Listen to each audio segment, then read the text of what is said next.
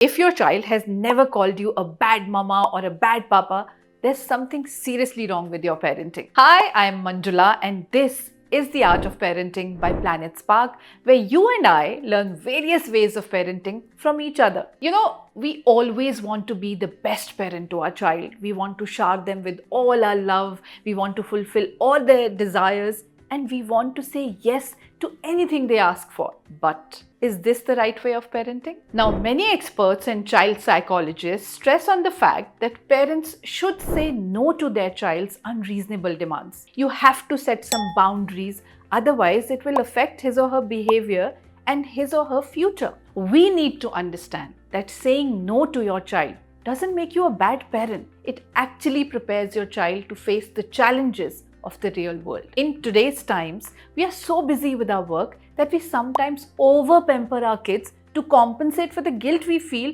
as we are not able to spend time with our child. Now imagine a child who's always heard a yes from his parents. They always got what they wanted. When this child enters the real world, he or she is in for a real shock because the world will not move as per his or her demands. Result?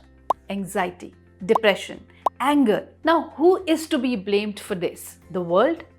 No, you, my dear best parent, because you did not teach your child the importance of patience. You did not prepare him or her for the disappointment one feels when someone says no to you. Now, a child is a child.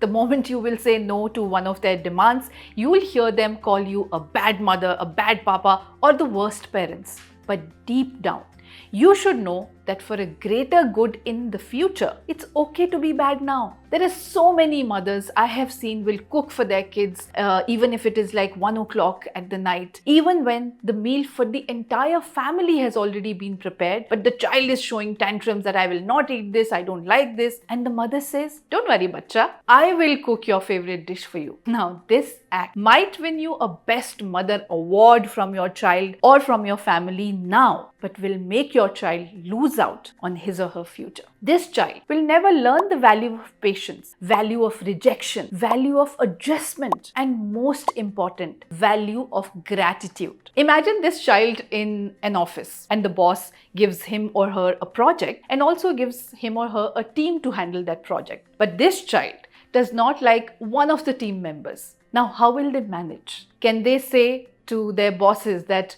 no, I don't like this member, give me another team member, right? It's not a practical solution. So, if you want to raise strong, independent children, say no to them sometimes. And remember, you need to be a bad parent sometimes to raise a good child. And of course, Planet Spark is always there for your child as they have courses, workshops, and classes dedicated to build a future-ready child. I hope now you're okay to be a bad parent sometimes, right? Then please like, share, and subscribe to our channel, The Art of Parenting by Planet Spark, where we raise ourselves first as parents before we raise our children.